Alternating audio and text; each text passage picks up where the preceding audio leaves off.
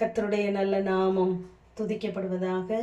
யோபு 37 அதிகாரம் 5 நாம் கிரகிக்கக்கூடாத பெரிய காரியங்களை அவர் செய்கிறார் என்று யோபுவின் சரித்திரத்திலே எலிகு சொல்லுவதாக நாம் வாசிக்கிறோம். நம்முடைய தேவனாகிய கர்த்தர் அவர் கிரகிக்கக்கூடாதவர். நாம் எவ்வளவு தேவனை அறிந்திருக்கிறோமோ அதை காட்டிலும் அவர் மேலானவர். அவர் நம்முடைய வாழ்க்கையிலே பெரிய காரியங்களை செய்து கொண்டே இருக்கிறார், இனிமேலும் செய்வார். ஆகவே அந்த கிரகிக்க கூடாத தேவன் நம்முடைய வாழ்க்கையிலே செய்ததை நாம் திரும்பி பார்ப்போமானால் அவைகளை நாம் சொல்லி முடியாது, ஆராய்ந்து முடியாது, அளவிட முடியாது, எண்ணி முடியாது. அத்தனை பெரிய காரியங்களை நம்முடைய வாழ்க்கையிலே செய்திருக்கிறார். இங்கு எலிகு சொல்லுகிறார், தேவனை பார்த்து அவர் மகத்துவம் உள்ளவர், நாம் அவரை ஆராய்ந்து அறிய முடியாது என்று சொல்லுகிறார். அவர் நீர்த்துளிகளை அணுவை போல ஏற பண்ணுகிறாராம், மேகத்திலிருந்து அதை மழையாய் சொரிய பண்ணுகிறார் என்று சொல்லுகிறார். அவர் மின்னலின் ஒளியை தம்முடைய கைக்குள்ளே வைத்திருக்கிறாராம். அந்த மின்னல் எதை எதை அடிக்க வேண்டும் என்பதை அவர் அதற்கு கட்டளையிட்டு இருக்கிறார் என்று சொல்லுகிறார்.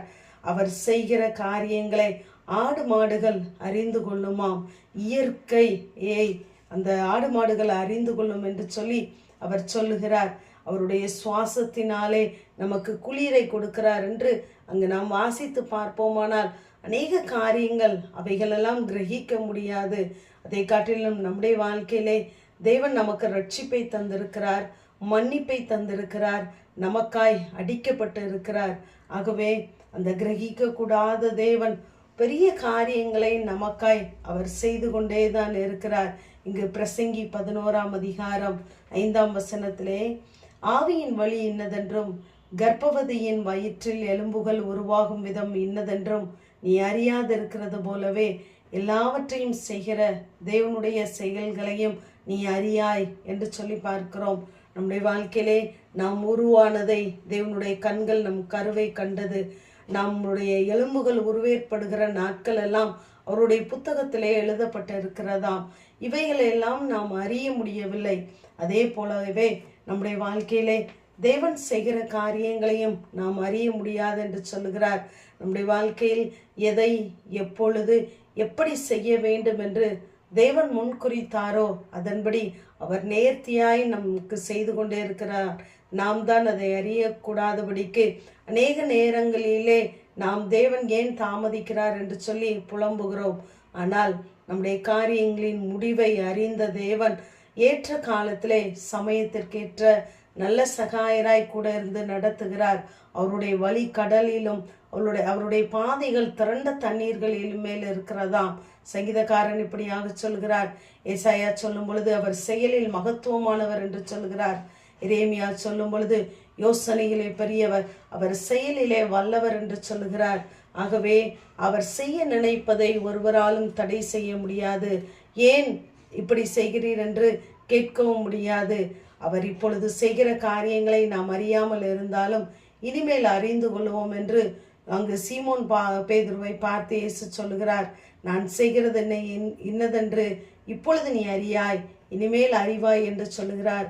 ஆகவே கர்த்தருடைய செயலின் முடிவை நாம் பார்த்து நாம் கர்த்தரை துதிக்கிறவர்களாய் இருப்போம்.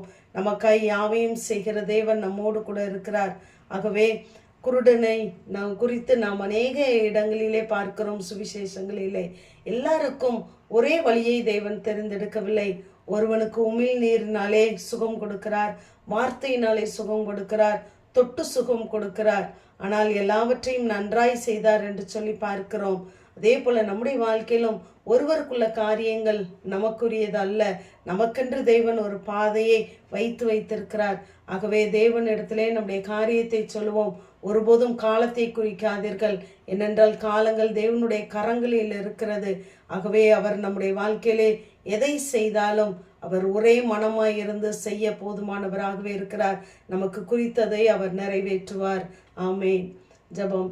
பிதாவாகிய தேவனே, குமாரனாகிய இயேசு கிறிஸ்துவின் நாமத்தின் மூலமாய் உடைய சன்னிதானத்திலே வருகிறேன்.